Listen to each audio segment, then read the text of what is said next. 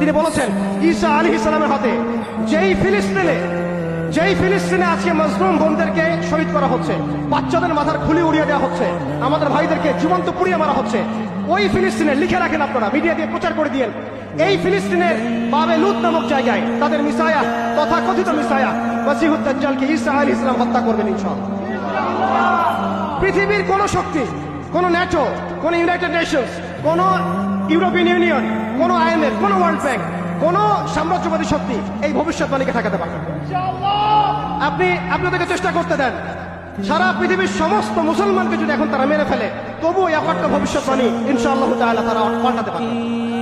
এটা আমাদের আশার জায়গা, এটাই হচ্ছে চূড়ান্ত বিজয়। এবং ঈসা আলাইহিস সালামের হাতে আগামী 40 বছর লিখে রাখেন আপনারা, এরপরের 40 বছর ওই বাইতুল মুকাদ্দাস থেকেই সারা বিশ্বে ইসলামী খিলাফা কায়েম হবে ইনশাআল্লাহ। যে খিলাফা শব্দটা এখন রাজনৈতিক ভাবে আপনারা নিতে পারেন না, হজম করতে পারেন না। আমি জানি আপনারা জানেন না, অনেকে এটা অজ্ঞতার কারণে হতে পারে, তারা হয়তো জানেন না, আমরা জানাতে এসেছি। এই যে খিলাফা শব্দটা তারা নিতে পারে না, এই খিলাফাই হবে পৃথিবীর শেষ শাসন ইনশাআল্লাহ। এই খিলাফা দিয়ে বিশ্ব শুরু হয়েছিল, এই খিলাফা দিয়েই বিশ্ব শেষ হবে। ঈসা আলাইহিস সালাম 40 বছর ওই জেরুজালেম থেকেই এই বিশ্বকে শাসন করবেন ইনশাআল্লাহ তাআলা। এটা লেখা হয়ে গেছে কুদিয়াল আমর, এটা কেউ চেঞ্জ করতে পারবে না।